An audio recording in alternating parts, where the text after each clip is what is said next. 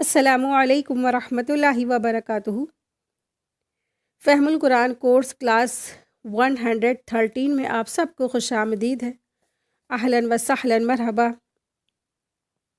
قرآن کریم کی پیروی کرنے والے ہمیشہ راہ راست پر رہیں گے، جیسا کہ صحیح مسلم کی حدیث میں رسول اللہ صلی اللہ علیہ وسلم نے فرمایا ہے کہ آگاہ رہو، میں تمہارے درمیان دو اہم چیزیں چھوڑے جا رہا ہوں۔ ان میں سے ایک اللہ کی کتاب ہے، جو اللہ کی رسی ہے۔ جو اس کی پیروی کرے گا وہ ہدایت پر رہے گا، اور جو اسے چھوڑ دے گا وہ گمراہ ہو جائے گا۔ تو دو چیزیں جو رسول اللہ صلی اللہ علیہ وسلم نے ہمارے درمیان چھوڑی ہے وہ قرآن اور سنت ہے۔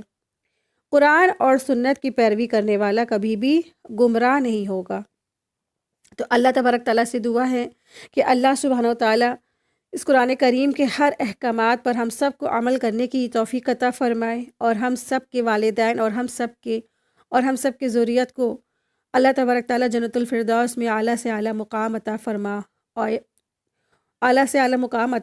اور ہم سب کو اللہ تبارک تعالیٰ مفلحین یعنی کامیاب لوگوں میں شامل فرمائے، آمین یا رب العالمین۔ نحمدہ و نصلی علی رسولہ الکریم، اما بعد، فاعوذ باللہ من الشیطان الرجیم، بسم اللہ الرحمن الرحیم۔ رب اشرح لی صدری ویسر لی امری واحلل عقدۃ من لسانی یفقہوا قولی، ربی زدنا علما، ربی یسر ولا تعسر وتمم بالخیر وبک نستعین، آمین یا رب العالمین۔ آج کا ہمارا لیسن ہے سورہ توبہ، آیت نمبر 76 to 93۔ آج کا لیسن ہمارا کافی امپورٹنٹ ہے، اور اس میں بھی منافقین کی ساری جو صفات ہے کھول کھول کر کے بیان کر دی گئی ہے۔ آج ہم یہ بھی جانیں گے کہ کیسے جو ہے نا رسول اللہ صلی اللہ علیہ وسلم کو اور اس کے بعد جتنے بھی مومن ہیں ان سب کو روک دیا گیا، جو یہ کفر کرنے والے لوگ ہیں ان کے بارے میں مغفرت کی دعا کرنے کے بارے میں روک دیا گیا۔ تو ہم یعنی مسلمان یا جو بھی ایمان والے ہیں وہ غیر مسلم جو کفر کی حالت میں فوت ہو گیا تو اس کے بارے میں مغفرت کی دعا ہم نہیں کر سکتے ہیں۔ تو آئیے دیکھتے ہیں آج کا لیسن۔ اعوذ باللہ من الشیطان الرجیم، بسم اللہ الرحمن الرحیم۔ آیت دیکھیں، آیت نمبر 76 ہے۔ فَلَمَّا آتَاهُم مِّن فَضْلِهِ بَخِلُوا بِهِ وَتَوَلَّوْا وَهُم مُّعْرِضُونَ۔ لیکن جب اللہ نے اپنے فضل سے انہیں دیا تو یہ اس میں بخیلی کرنے لگا اور ٹال مٹول کر کے منہ موڑ لیتا ہے۔ تو آیت نمبر 75 to 77 تک کی ایک ایسے منافق کے بارے میں، صفات کے بارے میں بتایا جا رہا ہے جو اس کی صفات ہے، ٹھیک ہے۔ ایک ایسا منافقین کا کردار یہاں بیان کیا جا رہا ہے جو اس کی صفات میں سے ہے، اور ان آیات میں نا ان منافقوں کے بارے میں بتایا گیا ہے جن کے اندر یہ صفات موجود ہے۔ اور دراصل ایک شخص تھا جس کا نام جو صلبہ بن حاتب کا ہے، ٹھیک ہے۔ صلبہ بن حاتب نام کا جو ایک شخص تھا یہ دراصل منافق تھا۔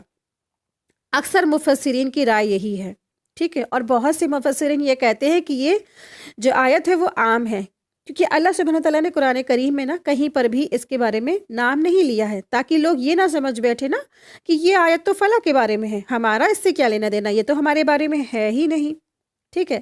اسی لیے قرآن کریم کی یہی خوبصورتی ہے کہ ہر آیت میں انسان کو اپنا جائزہ لینا چاہیے۔ کبھی بھی کہیں بھی کوئی برائی ہوتی ہے تو برائی میں کسی کا بھی نام نہیں لیا جاتا ہے اسی وجہ سے۔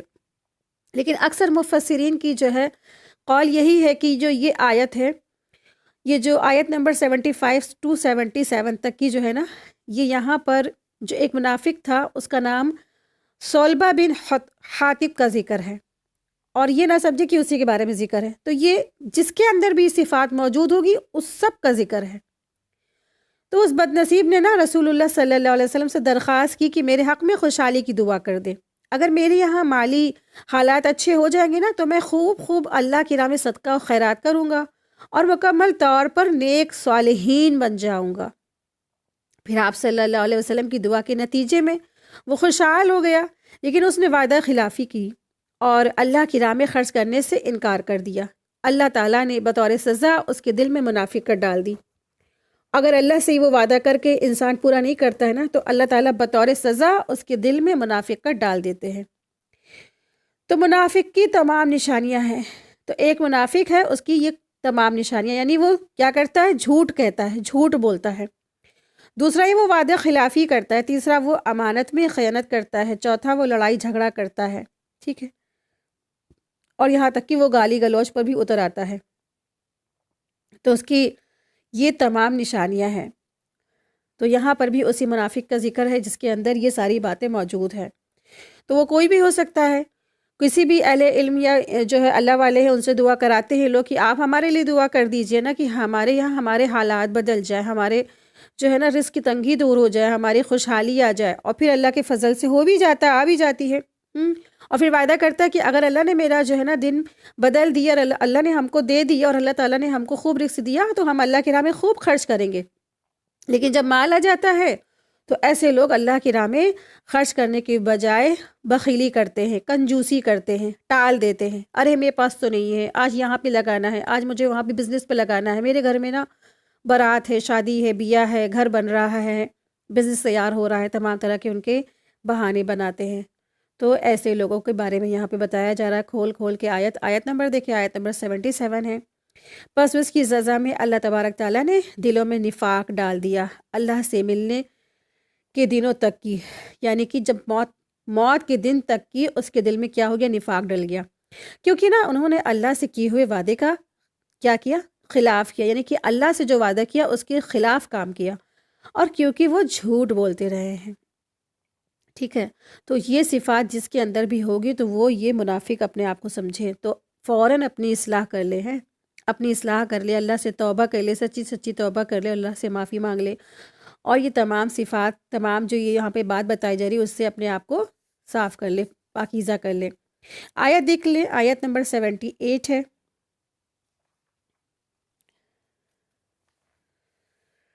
کیا وہ نہیں جانتے ہیں کہ اللہ تعالیٰ کو ان کے دل کا بھید اور ان کی سرگوشی سب معلوم ہے، اور اللہ تعالیٰ غیب کی تمام باتوں سے باخبر ہے۔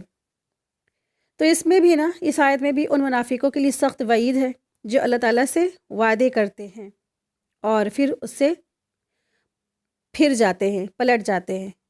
آیت دیکھیں، آیت نمبر 70۔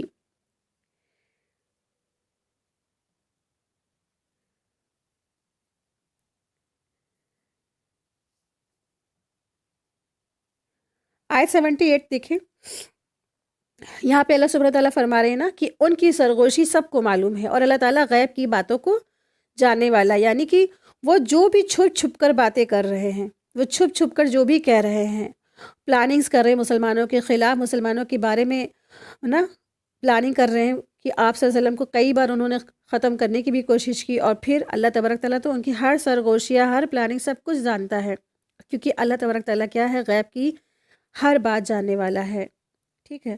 تو اس آیت میں منافقین کے لیے سخت وعید ہے جو اللہ تعالیٰ سے وعدہ کرتے ہیں اور پھر اس سے پھر جاتے ہیں، گویا یہ سمجھتے ہیں کہ اللہ تعالیٰ ان کی مخفی باتوں اور بھیدوں کو نہیں جانتا ہے، لیکن اللہ تبارک تعالیٰ تو سب کچھ جانتا ہے، کیونکہ وہ کیا ہے؟ علام الغیوب ہے، سب کچھ جاننے والا ہے۔ غیب کی تمام خبروں سے اللہ سبحانہ تعالیٰ کیا کرتے ہیں؟ خبردار ہیں، جاننے والے ہیں، اللہ سے کچھ بھی نہیں چھپ سکتا ہے۔ جو یہ سمجھتے ہیں کہ ہمارا ارادہ ہے، ہم نے وعدہ کر لیا کہ ہم دیں گے، ہم خرچ کریں گے، لیکن کیا ہوا؟ آئندہ کے لیے اس نے پھر ٹال دیا کہ ہم نہیں دیں گے نا۔ خرچ کرنے کا وعدہ کیا رسول صلی اللہ علیہ وسلم سے، اور پھر کیا اس نے نہیں دی، جب اس کے پاس مال آ گیا، سب کچھ آ گیا، پھر اس نے خرچ کرنے سے پیچھے ہٹ گیا۔ دلوں کے بھید تو اللہ تبارک تعالیٰ جاننے والا ہے۔ آیت دیکھیں، آیت نمبر 79 ہے۔ آیت 78 سے 80 تک کی منافقین کے لیے نا آپ صلی اللہ علیہ وسلم کی دعا اور استغفار قبول نہیں ہوگی، ٹھیک ہے۔ آیت نمبر 78 to 80 تک کی ایسے منافقوں کے بارے میں ذکر ہو رہا ہے کہ یہاں تک کہ اگر رسول اللہ صلی اللہ علیہ وسلم بھی ان کے بارے میں دعا کریں گے تو وہ بھی قبول نہیں ہوگی، استغفار یعنی کہ بخشش کی دعا کریں گے۔ تو ان آیات میں منافقین کو آگاہ کیا گیا ہے کہ اللہ اور ان کے احکامات، اللہ تعالیٰ ان کے تمام خفیہ مشورے اور سازشوں سے واقف ہے۔ وہ کوئی بھی پلاننگ چھپ کے کرتے یا ظاہر کر کے کرتے، اللہ تبارک تعالیٰ سب کچھ جانتا ہے۔ وہ مخلص ہیں، اہل ایمان کا مذاق اڑا رہے ہیں نا، لیکن عنقریب بہت جلدی نا ان کا خود مذاق بنا دیا جائے گا، اور نبی کریم صلی اللہ علیہ وسلم جو ہے نا ان کو بھی بتا دیا گیا کہ اگر یہ منافقین کے لیے اگر آپ نے نا 70 مرتبہ سے بھی زیادہ 70 بار سے بھی زیادہ ان کے لیے بخشش کی دعا کریں گے نا تو اللہ تبارک تعالیٰ اس دعا کو قبول نہیں فرمائے گا. ٹھیک ہے، آئیے دیکھتے ہیں آیت نمبر 79. جو لوگ ان مسلمانوں پر طعنہ زنی کرتے ہیں جو دل کھول کر خیرات کرتے ہیں اور ان لوگوں پر جنہیں سوائے اپنی محنت مزدوری کے اور کچھ میسر نہیں ہے بس یہ ان کا مذاق اڑاتے ہیں تو اللہ بھی ان سے تمسخر یعنی مذاق کرتا ہے، انہی کے لیے دردناک عذاب ہے.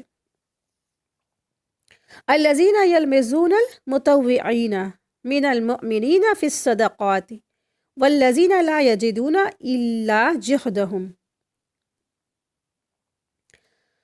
تو یہاں پر جو الفاظ آیا ہے یلمزون مطوعین، تو مطوعین کے جو معنی ہیں صدقات واجبہ کے علاوہ اپنی خوشی سے اللہ کی راہ میں خرچ کرنے کے والے ہیں. ٹھیک ہے، مطوعین سے مراد وہ لوگ ہیں جو زکوٰۃ کے علاوہ اللہ کی راہ میں خوشی سے ایکسٹرا مال خرچ کرنے والے ہیں. ٹھیک ہے، اور جہد الا جہدہم، تو جہد کے معنی ہیں محنت اور مشقت کے ہیں، یعنی وہ لوگ جو اللہ تعالیٰ کے دیے ہوئے مالدار ہیں، یعنی کہ اللہ کے دیے ہوئے میں سے وہ مال میں سے وہ خرچ کرتے ہیں.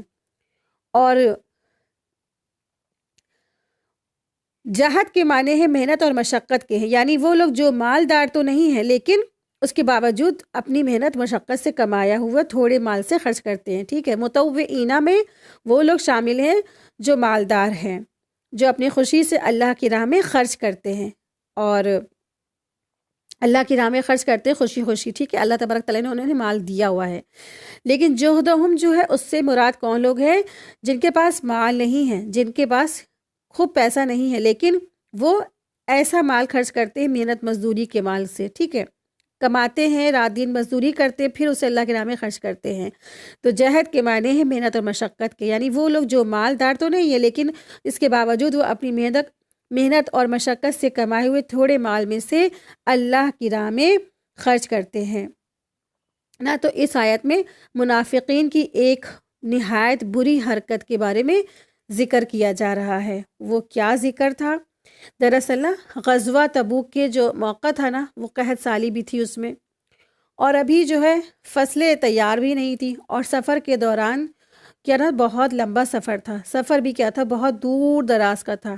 مقابلہ بھی کس سے تھا؟ رومیوں سے تھا، اور اسلحہ اور سواری کی بھی بہت زیادہ کمی اور قلت تھی. تو لہٰذا آپ صلی اللہ علیہ وسلم نے اور جو ہے نا فرمایا کہ کیا کرو تم لوگ، جہاد کے فنڈ کے لیے پرزور اپیل کی، سب سے اپیل کی کہ سب لوگ نا جہاد کے لیے یعنی غزوہ تبوک کی جو جنگ کے لیے کیا کرو، فنڈنگ کرو. پرزور اپیل کی کس نے؟ رسول اللہ صلی اللہ علیہ وسلم نے، جس کے رزلٹ میں یہ ہوا کہ سیدنا عثمان رضی اللہ تعالیٰ عنہ اور سیدنا عبد الرحمن بن عوف رضی اللہ تعالیٰ عنہ نے بڑھ چڑھ کر حصہ لیا اور اتنا چندہ دیا کہ آپ صلی اللہ علیہ وسلم خوش ہو گئے. ٹھیک ہے، یہ پھر کون لوگوں میں آ گئے؟ مطوعین میں آ گئے. پھر سیدنا عمر رضی تعالیٰ عنہ اپنے گھر کا آدھا سامان لے کر جہاد کے فنڈ کے لیے لے آئے، اور پھر سیدنا ابو بکر رضی تعالیٰ جو عنہ ہے نا وہ سارا ہی اپنا گھر کا سامان لے کر حاضر ہو گئے، اور ہر مسلمان نے اس فنڈنگ میں حسب توفیق حصہ لیا، یعنی سارے مسلمان نے اس میں خوب حصہ لیا. لیکن ادھر جدھر غریب لوگ تھے وہ اپنی حیثیت کے مطابق جو ہے نا اتنا زیادہ خرچ نہیں کر سکتے تھے کیونکہ وہ پیسے والے نہیں تھے، وہ غریب تھے. تو ایک صحابی جن کا نام تھا ابو عقیل، ٹھیک ہے، ایک صحابی جن کا نام ہے ابو عقیل، انہوں نے رات بھر جو ہے مزدوری کی، جس کی اجرت میں ان کو ایک ٹوکری کھجوریں ملی. ٹھیک ہے، تو ایک صحابی جن کا نام ابو عقیل تھا، انہوں نے ایک یہودی کے جو ہے باغ میں رات بھر جو ہے پانی بھرا، کنویں سے پانی بھرتے رہے، رات بھر مزدوری کرتے رہے. تو بدلے میں اس یہودی نے ان کو جو ہے ایک ٹوکرا کھجور کی دے دی. تو ان میں سے جو ہے آدھا جو ٹوکری انہوں نے اپنے گھر والوں کو دے دیا، اور آدھا جو ٹوکری جو تھی آپ صلی اللہ علیہ وسلم کی خدمت میں لے کر حاضر ہو گئے، یعنی وہ جو کھجور کی جو ٹوکری تھی. تو آپ صلی اللہ علیہ وسلم کو اس آدھے جو ٹوکری میں کھجور سے اتنی خوشی ہوئی کہ آپ صلی اللہ علیہ وسلم نے وہ کھجوریں جو ہے نا ڈھیر جو فنڈنگ ہو رہا تھا مال وہ ڈھیروں کے اوپر پھیلا دیا۔ یہ دراصل آدھا سا کھجور کی قدر قیمت نہیں تھی، بلکہ اس نیت، اس شوق اور رغبت کی تھی جس بنا پر نا اس نے اہل عیال کا پیٹ کاٹ کر آدھا جو سا حاضر کر دیا۔ ٹھیک ہے، آپ دیکھیے اس کے پاس کچھ بھی نہیں تھا، اپنے گھر والوں سے ہے نا چاہتا تو اپنے گھر والوں کو پورا ہی دے دیتا، لیکن نہیں، اس نے لا کے بیت المال میں جمع کرا دیا کہ نہیں، جنگ کے جہاد کے لیے ضرورت ہے۔ تو آدھا اس نے اپنے گھر والوں کو دی ٹوکری، اور آدھا کیا کی، اس نے رسول اللہ صلی اللہ علیہ وسلم کو تحفہ میں دے دی جو جنگ کے لیے فنڈنگ ہو رہی تھی۔ آپ دیکھیں کہ اللہ سب کچھ جانتا ہے نا، کیا اس کے دل میں کسک نہیں ہوئی ہوگی کہ کاش ہمارے پاس ہی پیسہ ہوتا اور آج ہم بھی لٹاتے، لیکن نہیں، اس نے کوئی ناشکری نہیں کی۔ وہ شکر گزار بندے ہوا کرتے تھے، تھوڑے سے میں ہی کھجور کے تھوڑے سے ٹوکری میں خوش ہو جاتے تھے، خالی ایک کھجور کھا کھا کے وہ کئی دن گزارا کرتے تھے۔ وہ ایسے مسلمان ہوتے تھے۔ آج ہم کیسے مسلمان ہیں؟ ہمارے پاس سب کچھ ہے، سب کچھ، سب کچھ ہے، پھر بھی ہم ناشکری کرتے ہیں کہ ہمارے پاس یہ نہیں ہے اور ہمارے پاس وہ نہیں ہے۔ اللہ کے ایسے بندے ہوتے تھے۔ تو آپ صلی اللہ علیہ وسلم نے فرمایا کہ یہ سارا جو ہے نا، ایک حدیث میں آتا ہے کہ آپ صلی اللہ علیہ وسلم نے فرمایا یہ سارا بیت المال اور ایک طرف یہ آدھی ٹوکری کھجور کی، یہ دونوں برابر ہے۔ اتنا خوش ہو گئے آپ صلی اللہ علیہ وسلم کہ اللہ کی راہ میں انہوں نے جہاد کے لیے پوری رات انہوں نے یہود کے جو ہے باغیچے میں پانی بھرا، کنویں سے پانی بھرتے رہے، آپ دیکھیں پوری رات انہوں نے جگ کے اپنی ہے نا رات کی جو نیند بھی قربان کی، اور اللہ کی راہ میں انہوں نے یہ جہاد کیا۔ اس پر آپ صلی اللہ علیہ وسلم بہت خوش ہو گئے۔ نیت جانتے ہیں اللہ تبارک تعالیٰ نا، اخلاص جانتے ہیں، ہماری نیتیں اچھی ہونی چاہیے، ہمارا اخلاص اچھا ہونا چاہیے، ہمارے پاس اگر کچھ نہ بھی ہو نا، ہماری نیتیں اچھی ہوں، ہمارا ارادے اچھے ہوں، تو اللہ تعالیٰ سب سے بڑا قدردان ہے۔ اللہ سے بڑھ کر تو کوئی قدردان نہیں ہے۔ تو اللہ تبارک تعالیٰ نے ان کا نام سنہرے اکشروں میں لکھوا دیا ہے نا۔ تو یہ ہوتا ہے اللہ تبارک تعالیٰ کی راہ میں اگر جب کوئی انسان قربانی کرتا ہے تو اللہ تبارک تعالیٰ اس کی قدردانی کرتے ہیں۔ تو دراصل یہ جو منافقین تھے یہ کہتے تھے کہ دیکھو، ان کا مذاق اڑاتے تھے۔ کس طرح سے مذاق اڑاتے تھے؟ کہتے تھے دیکھو یہ جو پیسے والے ہیں نا، دراصل یہ کیا کر رہے ہیں، یہ اگر پیسے والے مالدار ہیں، اگر اللہ کی راہ میں خرچ کر رہے ہیں تو یہ تو کیا کر رہے ہیں، یہ کیا کر رہے ہیں، اللہ کی راہ میں ریاکاری کر رہے ہیں۔ یعنی کہ اگر اللہ کی راہ میں یہ مال دے رہے ہیں تو دراصل یہ ریاکاری کر رہے ہیں، وہ دکھاوا کر رہے ہیں۔ اللہ کی راہ میں مال دے کے اتنا بڑا، کسی نے آدھا گھر کا سامان دے دیا، کسی نے پورے گھر کا سامان دے دیا، کسی نے اپنا سب کچھ دے دیا، اللہ کی راہ میں فنڈنگ کر دی۔ تو منافقوں نے ان کا مذاق اڑایا اور کہا یہ تو دیکھو ایسے عجیب مسلمان ہیں، بے وقوف مسلمان ہیں، اپنے گھر کا سامان دیتے ہیں، اور ان کو بیوقوف بنایا، ان کو جو ہے اس طرح سے ان کے اوپر بہت طعنے زن کیے۔ اور یہاں پر اسی لیے آ رہا ہے نا، سخر اللہ فَيَسْخَرُونَ مِنْهُمْ سَخِرَ اللَّهُ مِنْهُمْ وَلَهُمْ عَذَابٌ أَلِيمٌ۔ تو وہ لوگ کیا کرتے ہیں، مذاق اڑاتے ہیں، تو اللہ بھی ان سے مذاق اڑاتا ہے، اللہ بھی ان کا مذاق کرتا ہے، اور انہی کے لیے کیا ہے، دردناک عذاب ہے۔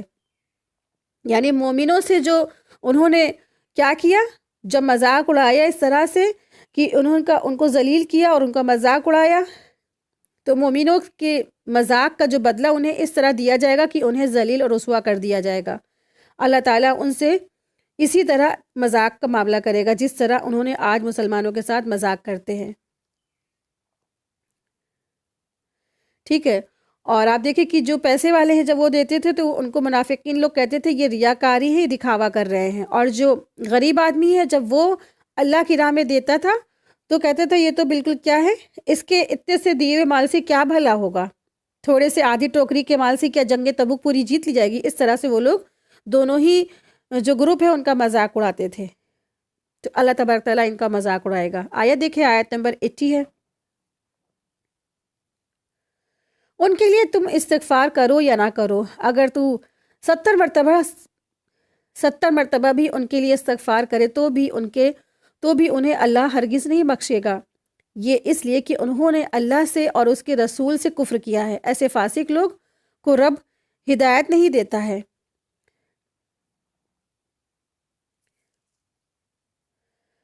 تو 70 دراصل کیا ہے، یہاں پہ جو 70 الفاظ آیا ہے ان کے لیے آپ استغفار کریں۔ اگر آپ 70 مرتبہ سے بھی زیادہ استغفار کریں گے تو اللہ تبارک تعالیٰ انہیں نہیں بخشے گا۔ تو 70 کا عدد مبالغے اور تکثیر کے لیے ہے۔ یعنی آپ جو ہے نا کتنی ہی زیادہ ان کے لیے استغفار کریں، 70 سے بھی زیادہ استغفار کریں نا، استغفار کر لے، اللہ تعالیٰ انہیں ہرگز نہیں معاف فرمائے گا۔ مطلب یہ ہے نہیں ہے کہ اگر آپ نے 70 مرتبہ سے اگر زیادہ پڑھ لیا، 70,000 پڑھ لیا، 100 پڑھ لیا، تب بھی کیا ہے، استغفار کرنے پر ان کے اوپر معافی مل جائے گی، تو ایسا نہیں ہے، ٹھیک ہے۔ تو مراد یہ ہے کہ چاہے آپ جتنا بھی آپ ان کے لیے استغفار کر لیں، ان کی معافی نہیں ہے، ان منافقوں کے لیے معافی نہیں ہے۔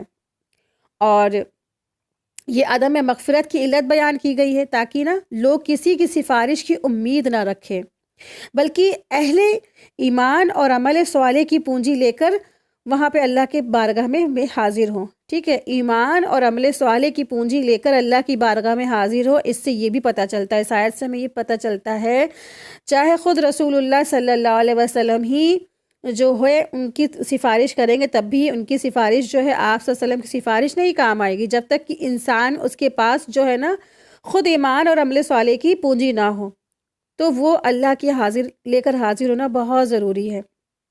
اگر یہ زاد آخرت کسی کے پاس نہیں ہوگا تو ایسے کافروں اور نافرمانوں کی کوئی بھی شفاعت نہیں کرا سکے گا، کوئی بھی سفارش نہیں کرا سکے گا۔ رسول اللہ صلی اللہ علیہ وسلم سب سے آخر میں آئیں گے، سب کی سفارش تو کریں گے، جہنم میں جو چلے گئے ہیں ان کو بھی نکال لیا جائے گا، لیکن شرط یہ ہوگی کہ اس کے دلوں میں لا الہ الا اللہ ہو، ہے نا، لا الہ الا اللہ، یعنی اس نے کبھی بھی اللہ کے ساتھ شرک نہ کیا ہو، ٹھیک ہے۔ لا الہ الا اللہ کا مطلب کیا ہے کہ لا الہ الا اللہ پڑھ لیا، تیجے 40 میں ایک 1.25 لاکھ لا الہ الا اللہ پڑھ لیا ہم نے، تو یہ ہو گیا نہیں، بلکہ اس کا کیا معنی مفہوم ہے کہ اللہ کے ساتھ کبھی بھی اس نے کسی کو شریک نہیں کیا، نہ ذات میں، نہ صفات میں، نہ کسی بھی چیز میں۔ تو پھر ایسے شخص کی رسول اللہ صلی اللہ علیہ وسلم کیا کریں گے، سفارش کر دیں گے، اس کو جہنم سے نکال لایا جائے گا، کیونکہ اس کی عمل کی وجہ سے، وہ برے عمل کی وجہ سے وہ جہنم میں چلا گیا تھا وہ شخص، ٹھیک ہے۔ تو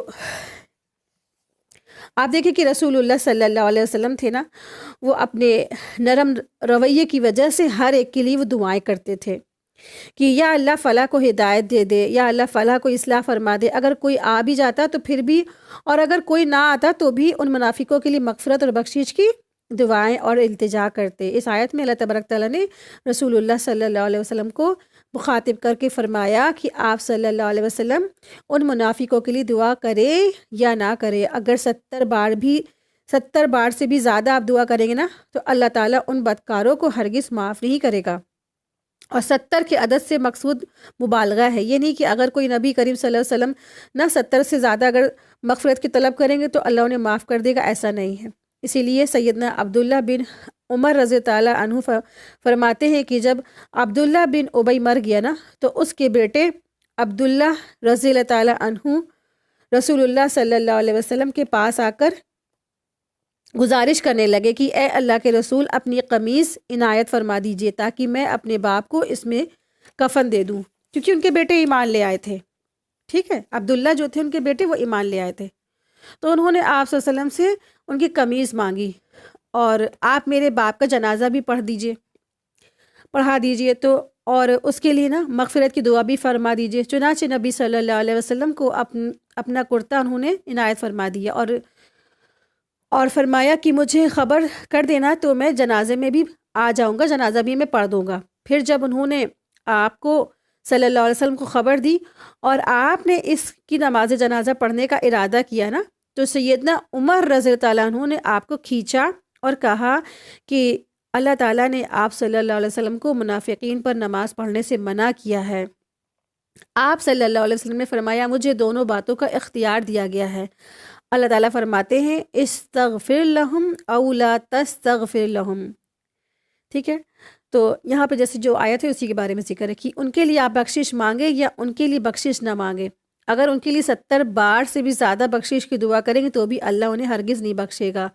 تو آپ نے پھر آپ صلی اللہ علیہ وسلم نے نماز پڑھی تو پھر یہ آیت اتر آئی جو بھی ہم لوگ ابھی آگے پڑھیں گے، اسی سورہ توبہ میں ہی ہے، وَلَا تُصَلِّ عَلَىٰ أَحَدٍ مِّنْهُمْ مَاتَ أَبَدًا، یہ والی آیت نازل ہوئی، اور ان میں سے جو کوئی مر جائے اس کا کبھی بھی نماز جنازہ آپ نہیں پڑھیں گے۔ یہ بخاری کی حدیث 1269 ہے، اس میں یہ طویل حدیث سے بتایا گیا ہے یہ معنی مفہوم۔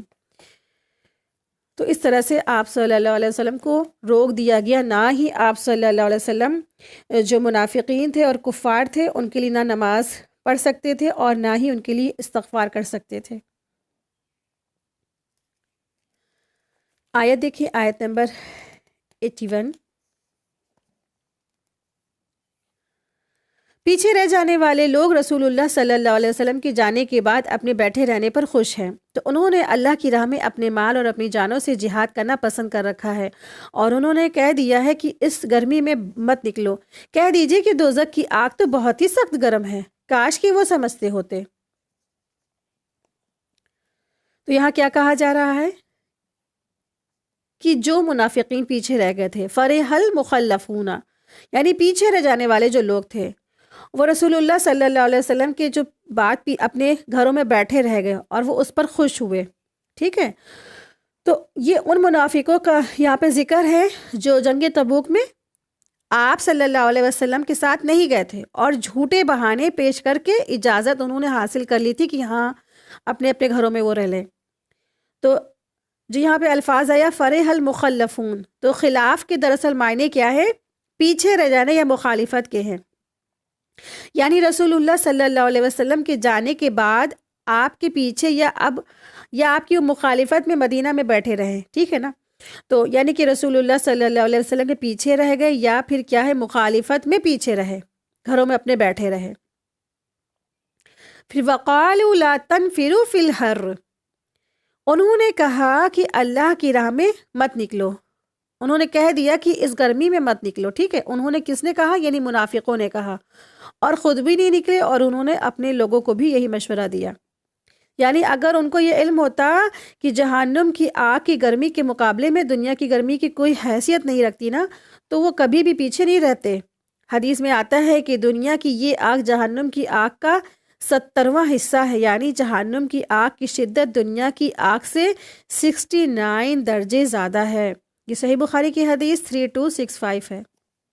اتنی بڑی بات ہے نا. آپ دیکھیں کہ ہم کیا سمجھ رہے ہیں، یہاں تو منافقوں کا ذکر ہے، ہمارا کہاں ذکر ہے نا، یہ ہے وہ ہے. آپ دیکھیں کہ کتنے لوگ ایسے ہیں جو پیچھے رہ جاتے ہیں جنگ سے، جہاد سے، اور اللہ کے جہاں پہ ضرورت ہوتی ہے نا دین کی تبلیغ کی، اس سے پیچھے رہتے ہیں. وہ لوگ کس طرح سے پیچھے رہتے ہیں؟ جب ان سے کہا جاتا ہے آئیے اللہ آپ کو پکار رہا ہے، اللہ کی پکار آتی ہے نا، اذان کی نماز آتی ہے، اذان کی جو آواز آتی ہے، پھر نماز کا حکم آتا ہے دن بھر میں 5 مرتبہ، گرمیوں میں، سردیوں میں، سب طرف. تو گھر والے کہتے ہیں چھوڑو بیٹا مت جانا، اتنی گرمی ہے، مت جاؤ بیٹا، دھوپ لگ جائے گی، لو لگ جائے گی، چھوڑو گھر ہی میں پڑھ لو. اس طرح سے کہتے ہیں قالوا لا تنفروا فی الحر، کہ انہوں نے کہہ دیا اس گرمی میں مت نکلو. آپ دیکھیں کہ بہت سی بچیاں ہیں وہ حجاب اوڑھنا چاہتی ہیں، وہ کہتی ہیں ہمیں حجاب کرنا ہے، تو ان کی مائیں روک دیتی ہیں، یہ بیٹا اتنی گرمی میں مت اوڑھو، جو تمہیں لو لگ جائے گی، تمہیں گرمی لگ جائے گی نا. آپ دیکھیں کہ یہ سب کیا ہے، ہم سب کے لیے اس میں سبق ہے. یہ جو دنیا کی گرمی ہے نا، یہ برداشت کر سکتا ہے انسان، سہ سکتا ہے، لیکن آخرت یا جہنم کی گرمیوں سے تو ہماری اسکن کیا ہے، اللہ نہ کرے ہم سب کو کسی کو جہنم میں جانا پڑے. اللہ تعالیٰ سے ہم پناہ مانگتے ہیں ہم سب کی، اللہ تعالیٰ ہم سب کو جہنم سے حفاظت فرمائے، اور اللہ تعالیٰ ہم سب کو جہنم اور جہنم کی آگ سے ہم سب کی حفاظت فرمائے، ہم سب کے بچوں کی حفاظت فرمائے. لیکن کھلی وعید ہے، اور اکثر جو ہے خواتین جو ہوتی ہیں اپنی بچیوں کو اور خود اپنے آپ کو اس گرمی میں بچانے کے لیے حجاب کو اوائڈ کر دیتی ہیں، حجاب نہیں اوڑھتی ہیں، نقاب نہیں اوڑھتی ہیں، جبکہ اللہ تعالیٰ نے حکم دیا ہے کہ تم حجاب کرو. اس کے بارے میں بھی ہم لوگ انشاءاللہ اس کو بھی پڑھیں گے، سورہ نور میں اس کے احکامات آئے ہیں. گرمی کی وجہ سے، گرمی کی شدت کی وجہ سے، اور اپنا جو ہے جو چھپا لیں گی، اپنے آپ کو ڈھانک لیں گی، تو سمجھیں گی کہ ہم بہت اولڈ ماڈل ہو گئے، اولڈ فیشن ہو گئے. اس طریقے سے آپ دیکھیں کہ اگر آج گرمی سے بچنے کے لیے ہم نے یہ حجاب اتار دیا، تو پھر کل آخرت کی گرمی کا کیا ہوگا؟ وہاں ہم کیا کریں گے نا؟ وہاں تو کوئی بچ کے جانے کی جگہ ہی نہیں ہوگی. پھر آپ دیکھیں کہ جب روزے آتے ہیں، روزے اب تو الحمدللہ ٹھنڈے میں آ گئے، لیکن وقت تھا کہ گرمی میں بھی پڑ رہے تھے، تو اکثر جو پیرنٹس ہوتے ہیں اپنے بچوں کو کہتے ہیں نہیں بیٹا بہت گرمی ہو رہی، تم مت رکھو روزہ، ابھی تو تم گرمی میں جاؤ گے، کالج جاؤ گے، اسکول جاؤ گے، جو ہے بزنس جاؤ گے، شاپ جاؤ گے، اور اپنے جو ہے آفس جاؤ گے، پھر بہت گرمی ہو رہی ہے، پورے دن بھر کا لمبا سا ہے نا، تم کیسے روزہ رکھو گے؟ تو وہ یہی کہتے ہیں وقالوا لا تنفروا فی الحر، جنہوں نے کہہ دیا کہ گرمی بہت زیادہ ہے کہ تم مت نکلو. تو مت جاؤ، تم مت روزہ رکھو. یعنی گرمی کا بہانہ بنا کے لوگوں کو اچھے اچھے کاموں سے، اللہ کے فرائض سے روک دینا. ٹھیک ہے. تو پھر کیا ہے، اللہ سبحانہ تعالیٰ نے پہلے ہی بتا دیا ہے کہ یہ گرمی کیا ہے. یہ گرمی تو کچھ بھی معنی نہیں ہے.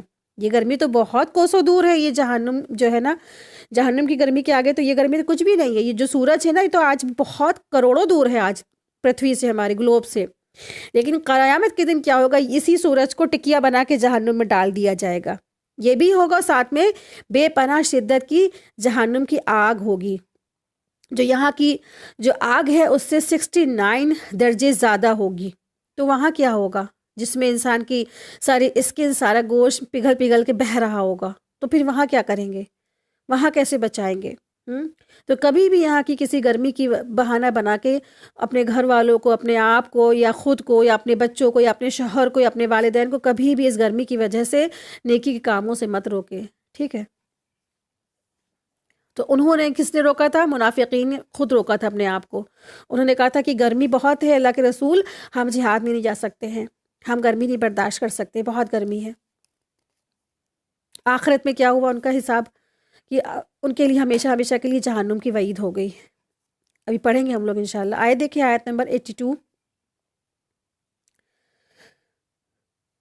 بس انہیں چاہیے کہ بہت کم ہنسے اور بہت زیادہ روئیں، بدلے میں اس کے جو یہ کیا کرتے ہیں.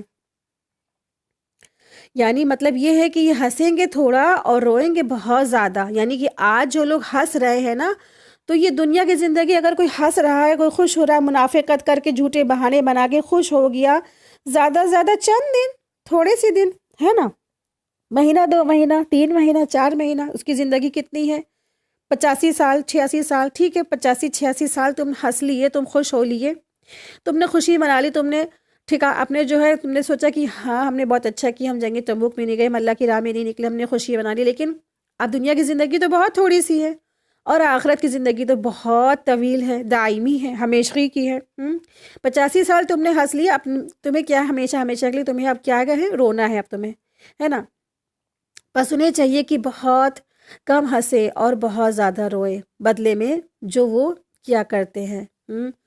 آپ دیکھیں کتنی ڈراوے والی باتیں ہیں نا، کہ انہوں نے اپنے جو کام کیے نا، ان کو یہی چاہیے تھا کہ اللہ سے معافیاں مانگتے، اللہ سے معافی طلب کرتے، روتے زیادہ، ہنستے کم، اس کے بدلے جو انہوں نے کیا ہے. لیکن انہوں نے کیا کیا؟ کبھی بھی اپنی اصلاح نہیں کی. آپ صلی اللہ علیہ وسلم فرماتے ہیں، حدیث میں آتا ہے کہ میں جو باتیں جانتا ہوں نا وہ تم جان لے. کیا ہے؟ میں وہ باتیں جانتا ہوں، اگر تم لوگ وہ باتیں جان لیتے تو تم نا جنگلوں میں چلے جاتے، اور روتے کم، اور جو ہے نا روتے جو ہے زیادہ اور ہنستے کم. یعنی تم ہنسنا چھوڑ دیتے اور جو ہے روتے بہت زیادہ. صحابہ سے کہا تھا. اس دن کے بعد سے صحابہ بہت سیریس ہو گئے، بہت سیریس ہو گئے. آپ صلی اللہ علیہ وسلم دراصل جو تھے نا، سب کچھ جانتے تھے. ان کو اللہ تبارک تعالیٰ نے جہنم کی سیر کرائی تھی نا، قبر میں کیا ہو رہا ہے آپ صلی اللہ علیہ وسلم کے اوپر پتہ چل جاتا تھا کہ یہ واقعی میں قبر میں کتنا زیادہ ہو رہا ہے، ان کو تکلیف ہو رہی مردے کو نا. آپ صلی اللہ علیہ وسلم فرماتے ہیں، اگر قبر میں جو ہے نا، قبر اپنے مردے کے ساتھ کیا کرتی ہے تم لوگ کو معلوم ہو جاتا، تم لوگ اپنے مردوں کو دفنانا چھوڑ دیتے. کوئی نہ دفناتا اپنے مردوں کو، اتنا زیادہ قبر پہ عذاب ہوتا ہے. لیکن ہماری فکریں کہاں جاگتی ہیں نا ادھر وال. ہم لوگ تو کبھی سوچتے نہیں ہیں کہ ہمیں مرنا ہے، اور ابھی اچانک سے ہمارے سامنے موت کے فرشتے آ جائیں گے اور ہمارا کہہ دیا جائے گا دی اینڈ. لیکن نہیں، ہم کبھی بھی تصور نہیں کرتے ہیں مرنے کے بارے میں. موت کا میم بھی ہم لوگ نہیں سوچتے ہیں نا. نہیں، ہمیں زندگی بہت بڑی ہے، ہمیں بس ہمارے جو دنیاوی مقصد ہے وہ ہمارے سامنے بڑے بڑے رکھے ہوئے ہیں.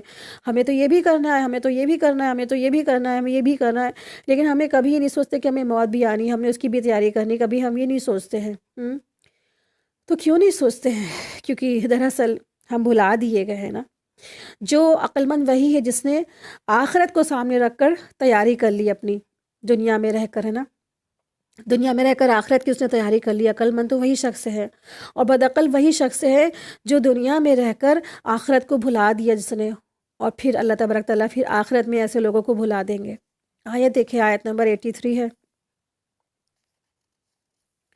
پس اگر اللہ تعالیٰ آپ کو ان کی کسی جماعت کی طرف لوٹا کر واپس لے آئے، پھر یہ آپ سے میدان جنگ میں نکلنے کی اجازت طلب کرے، تو آپ کہہ دیجئے کہ تم میری ساتھ ہرگز چل نہیں سکتے، اور نہ میرے ساتھ تم دشمنوں سے لڑائی کر سکتے ہو. تم نے پہلی مرتبہ ہی بیٹھ رہنے کو پسند کیا، پس تم پیچھے رہ جانے والوں میں سے ہی بیٹھے رہو۔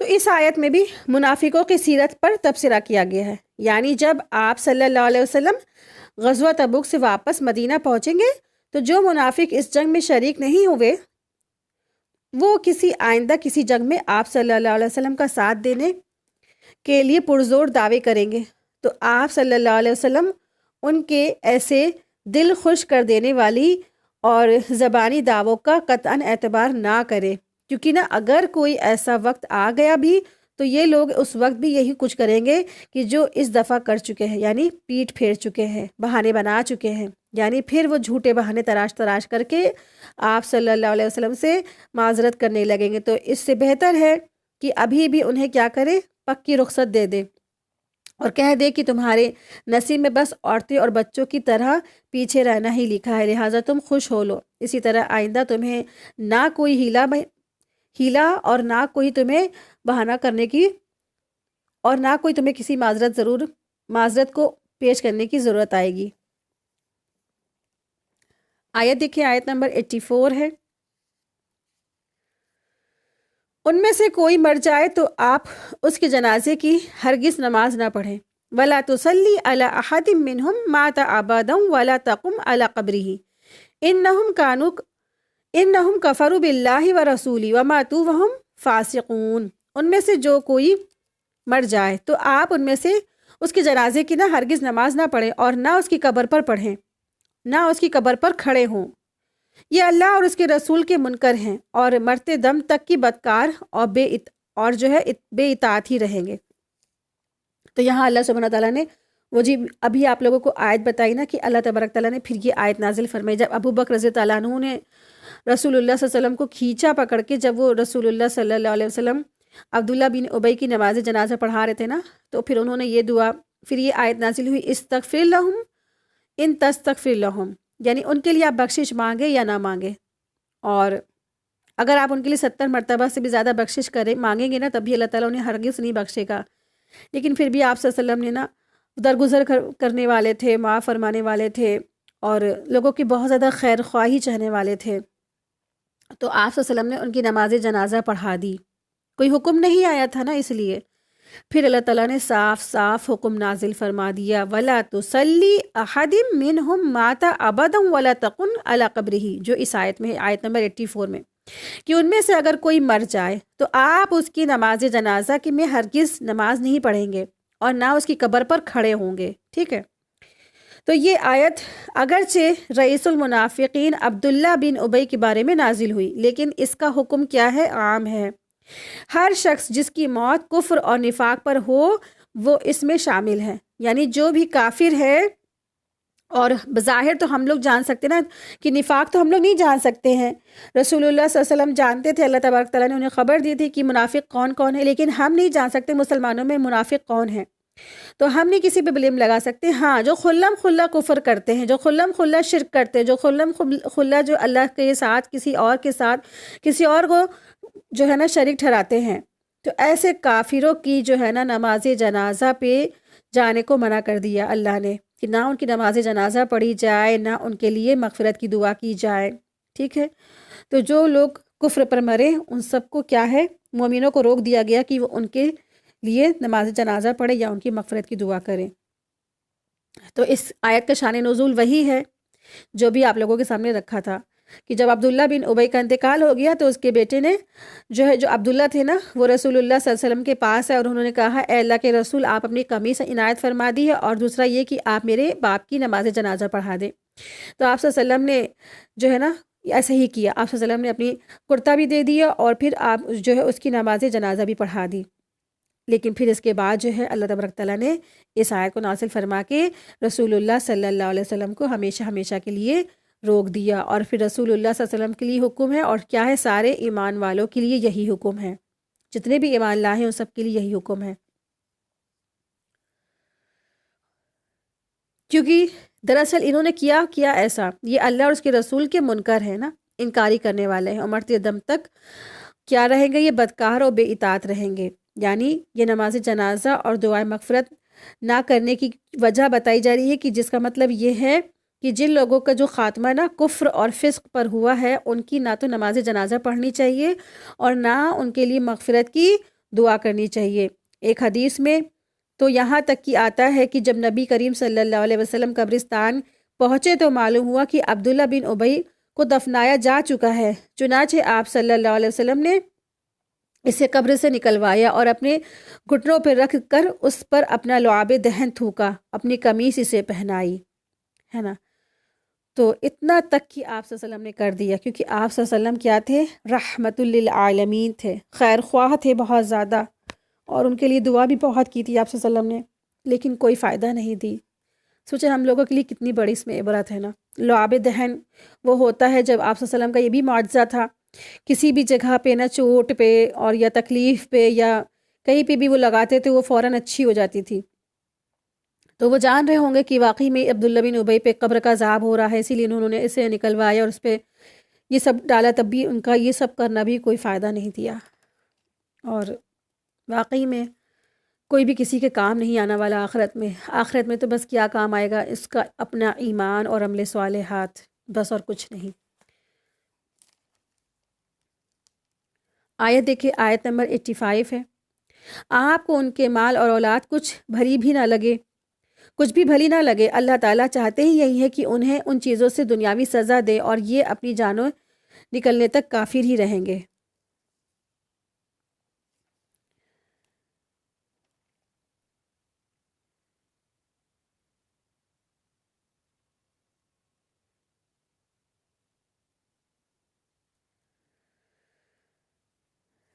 آیت دیکھیں، آیت نمبر 86 ہے.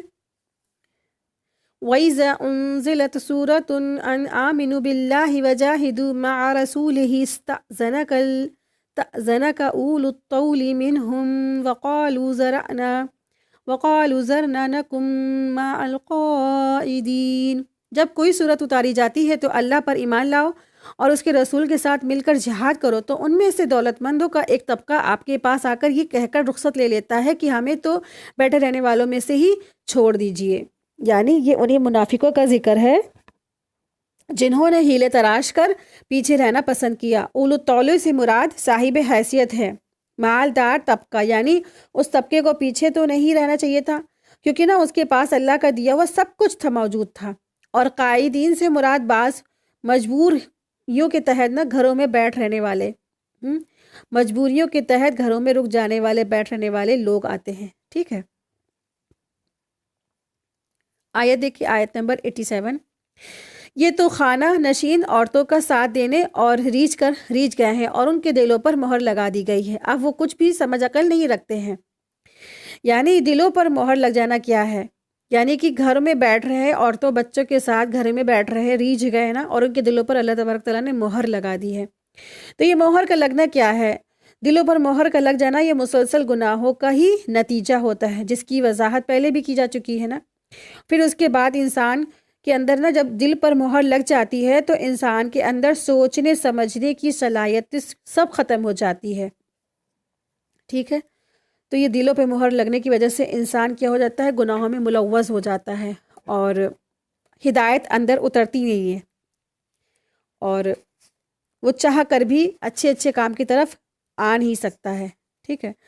تو دلوں میں مہر لگنے سے کیا ہوتا ہے کہ انسان چاہ کر بھی آ نہیں سکتا ہے دین کی طرف، کیونکہ رسول اللہ صلی اللہ علیہ وسلم نے فرمایا بندہ جب کوئی گناہ کرتا ہے نا تو اس کے دل میں ایک سیاہ نقطہ لگ جاتا ہے.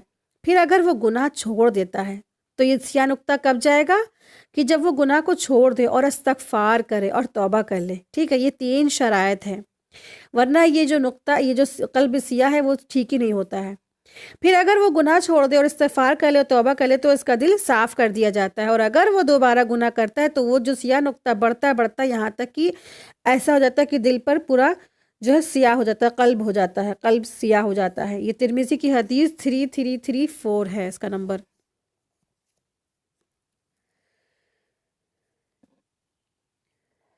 آیت دیکھیے، آیت نمبر 88. لیکن خود رسول اللہ صلی اللہ علیہ وسلم اور اس کے ساتھ ایمان والے اپنے مالوں اور جانوں سے جہاد کرتے، یہی لوگ بھلائیوں والے ہیں اور یہی لوگ کامیابی حاصل کرنے والے ہیں۔ یعنی ایمان والوں کی یہاں بات بتائی جا رہی ہے۔ آیت دیکھیں، آیت نمبر 89 ہے، انہی کے لیے اللہ تعالیٰ نے وہ جنتیں تیار کی ہیں جن کے نیچے نہریں جاری ہیں، جن میں وہ ہمیشہ رہنے والے، یہی لوگ بڑی کامیابی والے ہیں۔ یعنی ان کے لیے کیا ہے؟ فوز العظیم ہے۔ تو منافقوں کے صفات کے بعد اللہ تبارک تعالیٰ نے ایمان والوں کے رویہ بتایا ہے کہ وہ اپنی جانوں اور مالوں کے ساتھ اللہ کی راہ میں جہاد کرتے ہیں، وہ کوئی بہانے نہیں کرتے ہیں، وہ کوئی عذر نہیں پیش کرتے ہیں۔ جب بھی انہیں کہا جاتا ہے آؤ اللہ کی راہ میں، تو وہ فوراً نکل پڑتے ہیں، اللہ کی راہ میں وہ جہاد کرتے ہیں، اپنی جانوں سے، مالوں سے، ہر چیز سے اپنی جانوں کی پرواہ بھی نہیں کرتے ہیں، نہ اپنی جان کی پرواہ کرتے ہیں، نہ اپنی مالوں کی پرواہ کرتے ہیں۔ ان کے نزدیک اللہ کا حکم سب سے اعلیٰ ہے، سب سے بڑھ کر ہے۔ انہی کے لیے کیا ہے؟ خیر ہے، یعنی آخرت کی بھلائیاں اور جنت کی نعمتیں ہیں ایسے ہی لوگوں کے لیے، اور ایسے ہی لوگ کیا ہے؟ کامیابی پانے والے ہیں، ان کو ہی فوز العظیم ملنے والی ہے۔ فوز العظیم آپ لوگوں کو بتایا بھی تھا کہ جو لوگ بھی نا، جو جنت میں داخل ہو جائے بنا آگ پر گزرے ہوئے، یعنی آگ میں ٹچ بھی نہ ہوئے، وہ جنت میں داخل ہو جائے، جنت میں داخل ہو جائے بنا آگ کے ٹچ ہوئے، اور اللہ کی ان کو رضامندی مل جائے، تو یہ فوز العظیم ہے، سب سے بڑی کامیابی ہے۔ آیت دیکھیں، آیت 90، بعد یہ نشینوں میں سے عذر والے لوگ حاضر ہوئے کہ انہیں رخصت دے دی گئی ہے، اور انہیں رخصت دے دی جائے، اور وہ بیٹھ رہے جنہوں نے اللہ سے اور اس کے رسول سے جھوٹی باتیں بنائی تھی۔ اب تو ان میں سے جتنے کفار ہیں نا، انہیں دکھ دینے والی مار پہنچ کر رہے گی۔ یعنی مدینہ کے آس پاس جو آباد ہونے والے جو لوگ ہیں نا، ان کو اعراب یا بدوی یعنی دیہاتی کہا جاتا ہے، ان میں بھی منافق کا عذر موجود تھا۔ یہ آیت ایسی منافقوں کے ذکر ہے جو جہاد کے اعلان سے پہلے تو بلند بانگ دعوے کرتے تھے، یا ہم بھی چلیں گے، اور کب آئے گا جہاد کا حکم، کب آئے گا، ہمیں بھی جانا ہے۔ پھر جب جو ہے نا، جب ان کو کہا گیا آؤ چلو جہاد میں، تو پھر اس سے وہ پھر گئے، اور مدینے کے منافقوں کی طرح بہانے تراش کر جہاد سے پیچھے رہ گئے، جہاد سے انہوں نے رخصت مانگنے لگے۔ تو انہی جو بدوی لوگ ہیں ان کا یہاں پہ ذکر ہے۔ آیت دیکھیں، آیت نمبر 91، ضعیفوں اور بیماروں اور ان پر جن کے پاس خرچ کرنے کو کچھ بھی نہیں ہے، کوئی حرج نہیں ہے، بشرطے یہ کہ وہ اللہ اور اس کے رسول کی خیر خواہی کرتے رہے۔ ایسے نیک کاروں پر کوئی الزام کی راہ نہیں ہے، اللہ تعالیٰ بڑی مغفرت اور بڑی رحمت والا ہے۔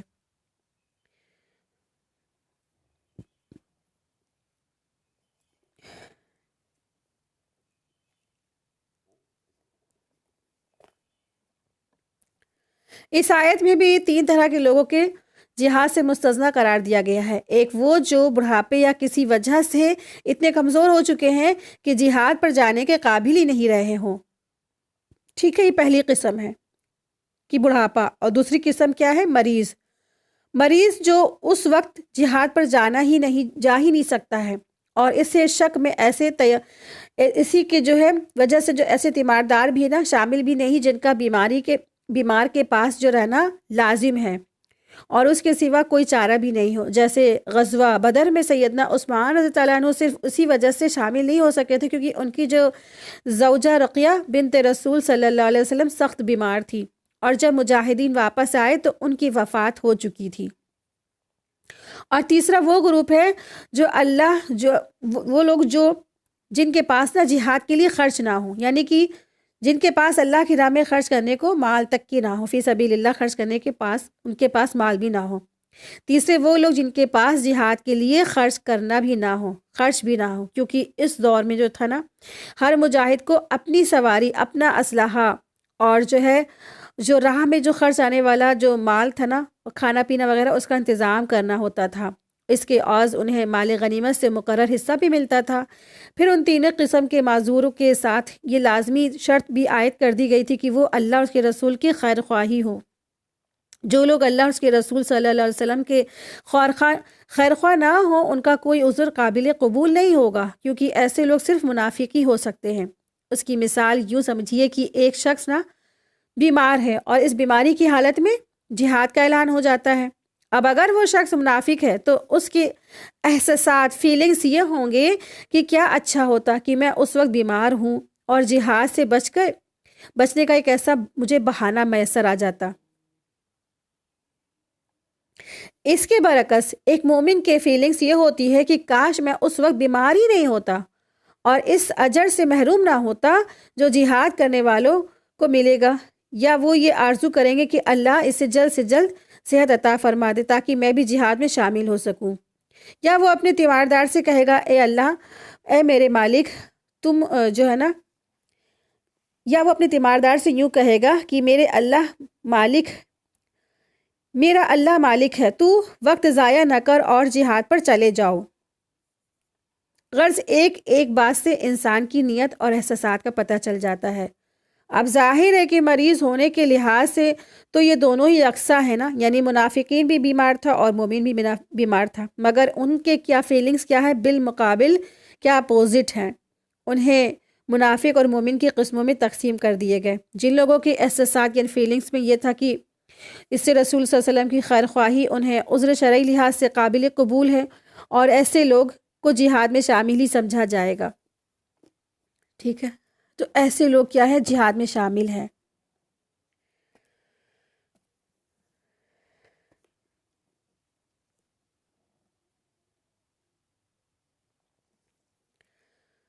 آیت دیکھیں، آیت نمبر 92۔ ہاں، ان پر بھی کوئی حرج نہیں ہے جو آپ کے پاس آتے ہیں اور کہ آپ انہیں سواری مہیا کر دیں، تو آپ جواب دیتے ہیں کہ میں تو تمہاری سواری کے لیے کچھ بھی نہیں پاتا ہوں، تو وہ رنج اور غم سے اپنی آنکھوں سے آنسو بہاتے ہوئے لوٹ جاتے ہیں، تو انہیں خرچ کرنے کے لیے کچھ بھی نہیں میسر آئے، ٹھیک ہے، انہیں خرچ کرنے کے لیے کچھ بھی میسر نہیں ہے۔ تو یہ مسلمانوں کے ایک دوسرا گروہ ہے، ان کا ذکر ہو رہا ہے جن کے پاس اپنی سواریاں بھی نہیں تھی، اور نبی صلی اللہ علیہ وسلم نے انہیں سواریاں پیش کرنے سے معذرت کی، یعنی کہ آپ صلی اللہ علیہ وسلم کے پاس بھی سواریاں نہیں تھیں نا، آپ صلی اللہ علیہ وسلم نے کہا ہم کہاں سے دیں تمہیں، میرے پاس بھی نہیں ہے، جس پر انہیں اتنا صدمہ ہوا کہ وہ بے اختیار ان کی آنسوؤں سے آنسو جاری ہو گئے۔ رضی اللہ تعالیٰ عنہم تھے وہ، مخلص مسلمان تھے وہ، جو کسی بھی لحاظ سے معقول عذر نہیں رکھتے تھے۔ اللہ تعالیٰ نے چونکہ یہ ہر ظاہر اور باطن سے باخبر ہے، ان کو جہاد میں شرکت سے مستثنیٰ کر دیا گیا۔ وہ جہاد میں تو نہیں جا سکے، بلکہ لیکن کیا ہوا، ان کو جہاد کے جیسا ہی ان کو اجر و ثواب ملا۔ حدیث میں آتا ہے نبی کریم صلی اللہ علیہ وسلم نے ان معذورین کے بارے میں جہاد میں شریک لوگوں سے فرمایا، تمہارے پیچھے مدینے میں کچھ لوگ ایسے بھی ہیں کہ تم جس وادی کو بھی طے کرتے ہو نا، یعنی صحابہ سے کہا، تم جس وادی کو بھی طے کرتے ہو، جس راستے پہ بھی چلتے ہو، وہ تمہارے ساتھ ہیں، وہ اجر میں بھی برابر شریک ہیں۔ تو صحابہ کرام رضی اللہ عنہ نے پوچھا یہ کون لوگ ہیں یا رسول اللہ صلی اللہ علیہ وسلم، اور وہ کیسے ہو سکتا ہے، یہ کیسے پاسبل ہے، جبکہ وہ مدینہ میں بیٹھے اور اجر ہمارے ساتھ جیسا پا رہے جہاد کا۔ تو آپ صلی اللہ علیہ وسلم نے فرمایا کہ وہ کیا ہے، ان کے عذر نے ان کو وہاں روک رکھا تھا، ان کے عذر کی وجہ سے وہ وہاں رہ گئے تھے، لیکن ان کا عذر سچا تھا۔ تو یہ کیا ہوا، ان کو لیکن اللہ تبارک تعالیٰ نے ویسا ہی اجر اور ثواب دے دیا جو جہاد کرنے والوں کو ملا، جنگ تبوک میں جانے والوں کو ملا۔ یہ بخاری کی حدیث نمبر 2839 ہے۔ یعنی انسان کا نیت، اخلاص اور ارادہ کیا ہو، سچا ہو، واقعی میں وہ جانا چاہتے تھے، واقعی میں وہ اللہ کی جو جنگ تھا نا اس میں جانا چاہتے تھے، جنگ تبوک میں، اللہ کی راہ میں جو جنگ ہو رہی تھی جنگ تبوک میں وہ جانا چاہتے تھے، لیکن ان کے پاس نہ مال تھا، نہ پیسہ تھا، نہ اپنا جو ہے اثاثہ تھا، کچھ بھی نہیں تھا، نہ سواریاں تھی، نہ اسلحہ تھا، نہ ہتھیار تھا، تو ان کے عذر سچے تھے، تو پھر مجبوراً وہ پیچھے رہ گئے، لیکن وہ ان کی نیت بہت زیادہ تھی کہ وہ جاتے۔ تو پھر کیا ہوا، پھر اللہ تبارک تعالیٰ نے ان کو ویسے اجر و ثواب دیا جو مجاہدین کو ملا، ٹھیک ہے۔ آیت نمبر 93 دیکھیں، بے شک انہی لوگوں پر راہ الزام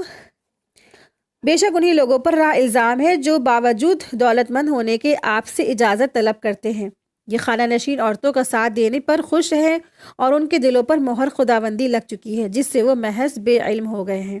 یعنی جو مال ہوتے ہوئے بھی نا جھوٹا عذر پیش کرتے ہیں، یہ ایسے لوگ تھے مال ہوتے ہوئے بھی جھوٹے عذر پیش کرتے تھے، جنہوں نے رسول اللہ صلی اللہ علیہ وسلم سے ایسے ہی عذر پیش کیے اور یہ ہر دور میں ہوتے ہیں، ان کے پاس مال ہوتا ہے لیکن جھوٹے عذر بناتے ہیں، بہانے بناتے ہیں، ایسے عذر پیش کرنے، اور انہیں جو ہے نا عورتیں اور بچوں کے ساتھ رہنا گوارا ہے۔ وہ عذر پیش کرتے ہیں لوگوں سے، اور پھر انہیں کیوں یہ کرتے ہیں؟ کیونکہ انہیں اپنے فیملی، اپنے بچوں کے ساتھ رہنا سب سے زیادہ پسند ہے۔ اللہ کے راہ سے رکتے ہیں، جہاد سے رکتے ہیں، فی سبیل اللہ سے رکتے ہیں، علم نہیں حاصل کرتے ہیں، اللہ کے فرائض سے پیچھے رہتے ہیں، تو رزلٹ کیا ہوگا؟ اللہ تبارک تعالیٰ نے ان کے اس نفاق کی وجہ سے ان کے دلوں پر مہر لگا دی ہے۔ یعنی جو لوگ اپنے عذر جھوٹے پیش کرتے ہیں، دینی علوم اور دینی فرائض سے پیچھے رہتے ہیں، اللہ کے نماز سے، روزے سے، زکوٰۃ سے، سب، اور جو علم حاصل کرنا سب سے بڑی امپورٹنٹ چیز ہے نا، اس سے پیچھے رہتے ہیں، علم نہیں حاصل کرتے ہیں۔ اور آپ دیکھیں کہ جو بھی کوئی کہتا ہے آؤ اللہ کی راہ میں مال خرچ کرو، تو کہتے نہیں میرے پاس ہے ہی نہیں، ہم تو بہت فقیر ہیں، ہمارے پاس تو کچھ خود ہی نہیں ہے، ہمارے پاس قرضہ لدا ہے، یہ ہے وہ ہے۔ تو پھر ایسے ہی لوگوں کے اوپر اللہ تبارک تعالیٰ کیا کرتے ہیں؟ ان کے اوپر سزا ہے، وَطَبَعَ اللَّهُ عَلَىٰ قُلُوبِهِمْ فَهُمْ لَا يَعْلَمُونَ، کہ اللہ نے ان کے دلوں پر کیا لگا دی؟ مہر لگا دی، اور ان کے دل کیا ہو گئے؟ قلب سیاہ ہو جائیں گے، سیاہ ہو گئے، یعنی ہدایت سے وہ سب کے سب رک گئے، ہدایت سے پیچھے رک گئے، ہدایت ان کے دلوں میں نہیں اترتی، کیونکہ جو دلوں کی جو ہدایت کا جو ذریعہ ہے وہ تو دل تو کیا ہو گیا؟ آلریڈی پہلے کالا ہی ہو چکا ہے، اس پہ ہدایت جائے گی کہاں سے؟ جب تک کہ وہ 3 کام نہیں کر لیتا جو بھی آپ لوگوں کو بتائے تھے نا۔ تو اللہ تبارک تعالیٰ سے دعا ہے، اللہ تبارک تعالیٰ ہم سب کو نفاق کے ایک ایک درجے سے اللہ تبارک تعالیٰ ہم سب کی حفاظت فرمائے، اور مرنے سے پہلے اللہ تبارک تعالیٰ ہم سب کو سچی توبہ کی توفیق عطا فرمائے، اور ہم سب کے جو قرابت دار ہیں، ماں باپ ہیں، رشتہ دار ہیں، بھائی بہن ہیں اور اولادیں ہیں، ان سب کو سچا ایمان والا، سچا مسلمان ہونے کی اور اس پر فوتگی ہونے کی توفیق عطا فرمائے، آمین یا رب العالمین۔ وآخر دعوانا ان الحمد للہ رب العالمین، سبحانک اللہم و بحمدک، اشہد ان لا الہ الا انت، استغفرک و اتوب الیک۔ السلام علیکم ورحمۃ اللہ وبرکاتہ، جزاکم اللہ خیرا کثیرا۔